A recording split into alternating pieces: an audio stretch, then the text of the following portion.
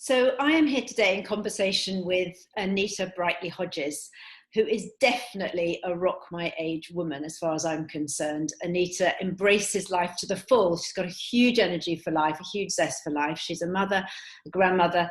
She's an entrepreneur. She's run various businesses. She's reimagined herself, I might say, a number of times. And we've paralleled each other in life. She's been a great support to me in my life. We've both been in the design world, and we then went into running businesses around leadership and coaching.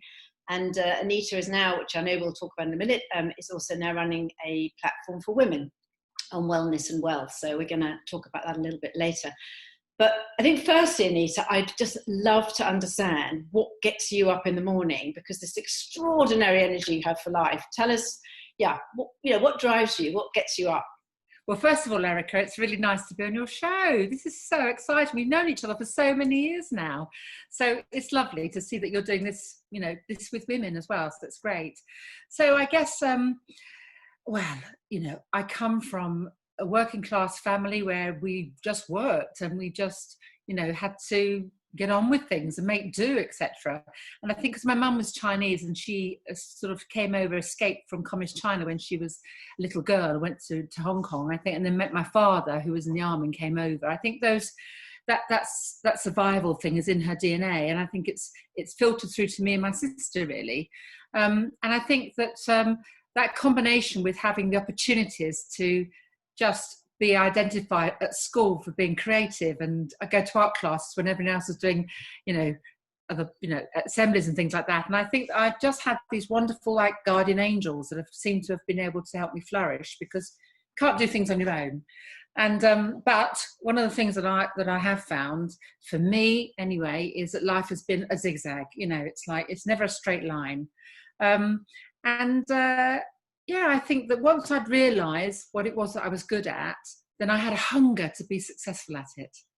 And I thought, right, where's my pathway going to go? And so I, people, design, business, women, all that sort of stuff, that really ticks all of my boxes, really. And I've just been blessed to be able to do those things in my life. Is there that sense of purpose been very important for you? There's that work ethic, but also I'm interested, is there been a thread through that has taken you on that path? Is there something that's common for you that's led you there? Yeah, I think that because my birthday is in October, I was one of the eldest in the year, so I was a little bit older, and then my parents got divorced, so I couldn't go to art school. I had to go and get a job, and then it was a realization when I was actually on the train from Gillingham to Cannon Street one day, because I worked at a bank, and I thought, is this my life? I got back on the train at Cannon Street and I went home again, phoned my art teacher up. Long story short, I landed up in art school, and once I'd found it, that was fine. So I felt really, really comfortable that I was in a creative space to start with. But I think I just wanted to push myself to see how far I could take things. And it was at a time when, it's quite topical now because of what's going on, in America at the moment, but I didn't have any Chinese friends. So I've never been able to have a positive self-image of my own heritage, really.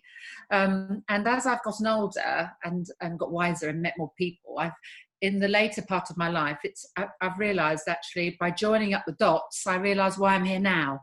So I'm a great believer in, sometimes you just think, I don't really understand why I'm here.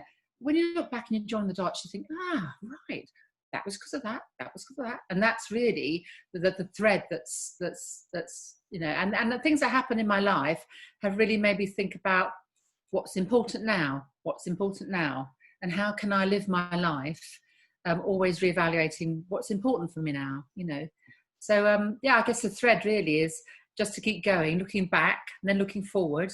And I'm an opportunist. You know what? I'm always saying, yep, I'm the first one to say yes to everything. And I'd like to think I'm a positive person, I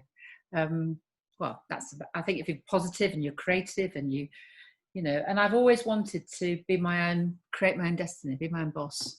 I think there's something in me that says, I can do this.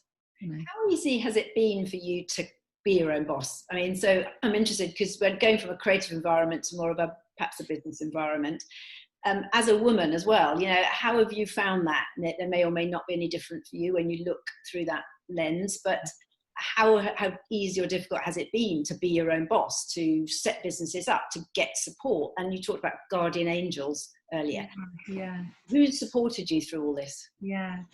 I guess when I started my very first design agency, as you remember, back in the 90s, I mean, you and I would have been just a handful of women that ran branding agencies, like half a dozen, that was it, with more than 2 people, you know. So when we first started, I remember I used to take project managers with me to client meetings, and the client would always look at the guy, you know. I'd say, well, actually, I'm here. I remember, you know. And so I think that it's sort of, that was quite hard to start with, but because I was dogged about it, because I was so passionate about it, and I think that's quite infectious. And what I've learned over the years is if you can be infectious, you know, and there are people that you really gel with and you will do well with, and they'll become your advocates, and they will help you. And I've just been very, very lucky. And then there are those, and you have to accept that you're not right for everybody.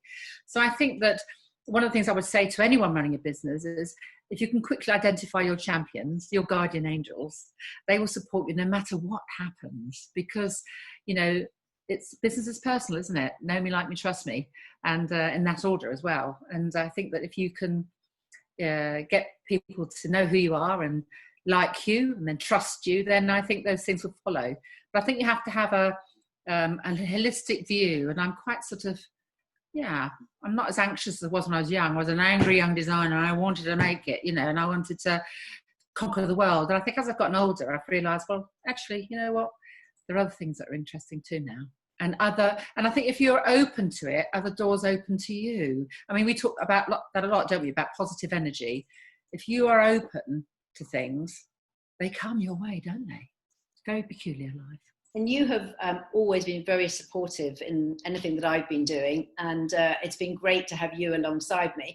And I've also been very aware that you have your family alongside you, and you're sitting in front there of Family Business Place.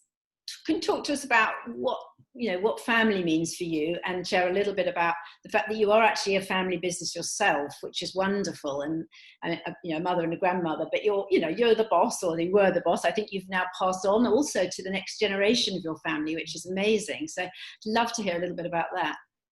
Well, as you know, when I first started Family Business Place, there wasn't such a thing as an organisation that supported family business in the UK. And with my marketing hat on and design, I thought, well, actually, what's going on here? And you know, fast forward, we're 12 years now, and we're the leading membership organisation for family firms in the UK. And we are a family, you're right, we are a family business. And I just think, what a privilege it is to come into work every day and see two of my daughters, see my son-in-law, to see my grandson every day.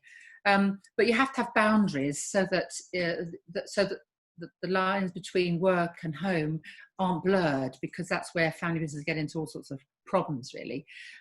So when I ran my boutique agency, I was on my own, but because I'd lost the business back in 2008, it was actually the strength of my daughter Amalia that gave me the strength to say, I can do this again, but in a different way. And then with Olympia, and then with Nick. And I think, well, you know, it's great, because before I was on a drive 4 hours a day traveling to London and back. I was a weekend mum, and now it's, you know, I love it. It's wonderful. What could be nicer than seeing your family working, as long as you can make sure that you're professional where it counts, and that you are playing to your strengths, and everyone has earned their seat at the table, really. And healthy boundaries are so important, aren't they? I mean, within your own business, but also in setting up healthy boundaries with, you know, whoever you work with, whether that's partners, you know, clients. It's a really big part, I think, of us. And women aren't always, you know, we often tend to do a lot and give a lot. So I think healthy boundaries are particularly important in this case. You talked there a little bit about the tough times. You said, you know, when a business when you had struggled with the business. Can you talk a little bit about that? Because often people worried about setting up a business, you know, that we all worry about maybe it not going right, failing, etc. And sometimes people have, given up work, had a family and want to start again. How did you get through that? What resources did you pull on to get yourself going again, as it were? Yeah, I guess the first thing to say is I admire anyone that runs their own business. And I think only people that run their own businesses really understand what that is. Because I think to a lot of people, you can seem as if you are really successful, like a swan, aren't you? You're sort of like, you're swimming on the water, but no one knows that you're paddling like a crazy person. And also entrepreneurs, they have a different approach to risk. It's like, what could possibly go wrong? And if it did, so what? And I think that if you can have that sense of, belief in yourself, absolute self-belief. And when I first started my first business, Stephen, my husband, was behind me all the time and said, I would look after children and give you an opportunity to go and do your thing. So I did it. But, with risk, there are things happen. And of course, in 2008, we had the big first, collapse of the economy. And, I got caught up in all of that and I lost everything. I'm talking about a studio that I bought, my business. It was just probably the worst time of my entire life because my identity was all wrapped up in it as well. But I had friends that rallied around. Someone lent me a car. Somebody said to me, I'll pay your congestion charge. Someone said, I'll phone you every day. Another friend said, what can I do? So, and then another friend said to me, I have a studio here. You can have it for a year. Like, wow, that's just unbelievable. So they're my guardian angels. And I'd like to think that I'm a supportive back. And you do pay it forward. But I think until something happens to you like that, you don't realize that you're not on your own. I think when you're in it, you feel like I'm on my own, and you are. But when the shit hits the fan, then you realize actually that you have got guardian angels and they are able to help you. And if it wasn't my friends and family, I don't know how I would have got through it really. But I wouldn't wish it on anyone. But now that I have, I'm really happy to coach and help people that are going through bad times. And actually, I did a video with Amalia. We talked about what it was like. Because as a very good friend of mine, Barbara, said, this too shall pass. And it's very hard to think about it when you're in the middle of it. But it will. It does pass. And life is just, I'm not saying it's better. I'm saying it's different. But there are just as many wonderful things happening now as before. It's just a different way of living, really. And I'm very, very fortunate and grateful. And you talked there a little bit about the premise of identity, and it was wrapped up in your identity. But I know that there's other pieces of you, particularly your social responsibility, that's very close to your heart. And I'd love to hear a little bit more about that, because again, I know you have a huge passion for giving back. And so, could you share a little bit about how that fits into your life as well, with all the other things that you're doing?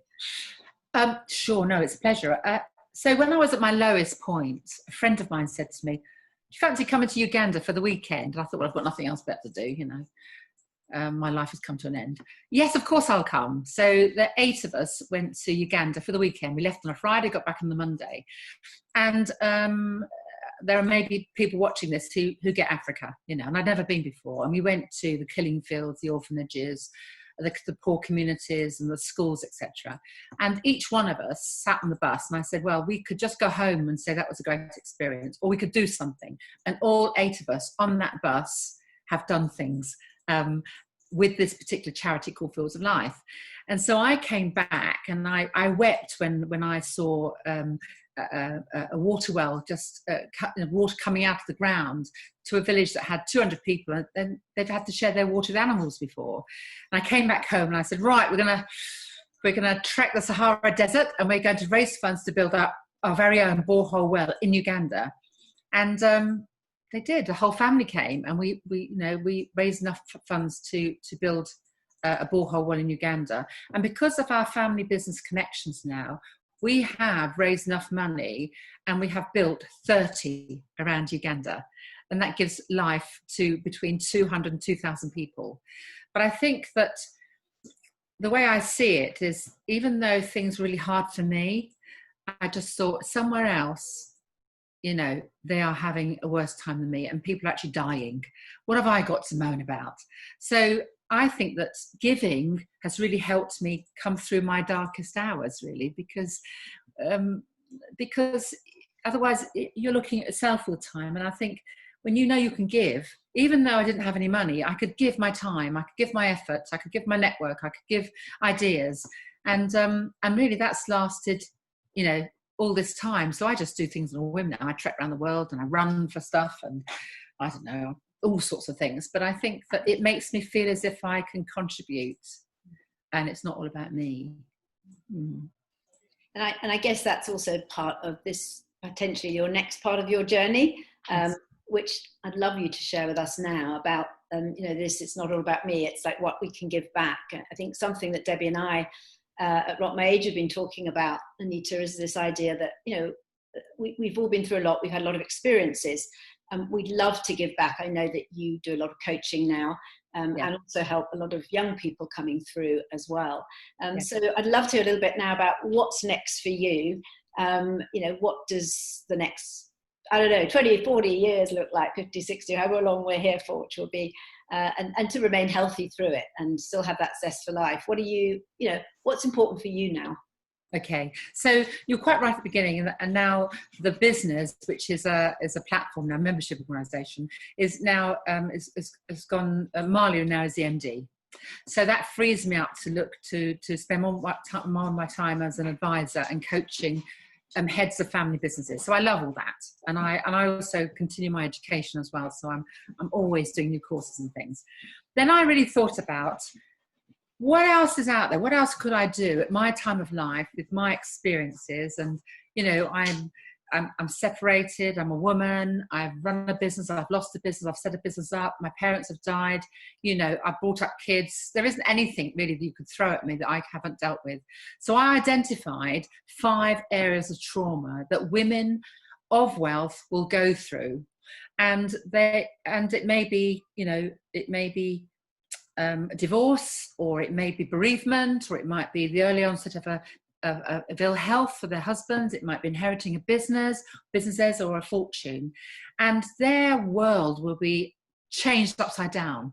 And what I really, really valued when I was going through difficult things was being able to have friends that said, breathe, stand back, take some time, because you are so obsessed with changing things. Let's get on with it, let's fix it. And everyone around you is saying they want part of you, do this, do this, do this.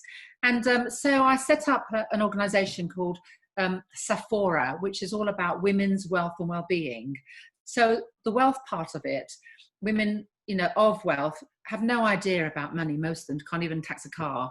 It's just the way it is because they have a privileged life. But wealth is really important for your personal security and your protection for your loved ones, your family moving forward. So that's really, really important to be educated in that and to understand, and for it to have a purpose really as well. But at the same time, your well-being is so important, because that's where you begin to understand yourself, your strengths. And I hope I can help people have the mental strength to become the very best they can become. So I just say, you know, life throws you lemons and I help you make lemonade. But, you know, keeping fit, keeping alert, being entrepreneurial, being caring, having a purpose, thinking about your legacy. These are all things that women don't usually think about because they're never asked. And I just think, well, I have 3 daughters. We've been in business. I know so many great women, but not enough women that are stepping up to the plate, you know, in leadership roles. So I think, well, if I can do this and combine both, then maybe we will have a different, a different sort of momentum behind women being their own strongest personal self and bringing that to life, to their children, to the future. Legacy is one of those words you just don't accept. You don't hear that with women. Men, very often legacy. But for women, we don't really talk about that. But when I'm working with clients, I can really see where their legacy could be, but no one's ever asked them. And I think that's the thing about you and I, actually, isn't it? We ask the questions that no one's ever bothered to ask us before, because most of what we do is take it for granted. I'm so thrilled, actually, Anita, that you've just expressed that in the way you have, because I think it's, and I said at the very beginning, it's so lovely that we are both on this journey where we've kind of come full circle and really supporting women, but also most importantly listening, as you just said, listening to where women are today. What do they need? How can we best support them?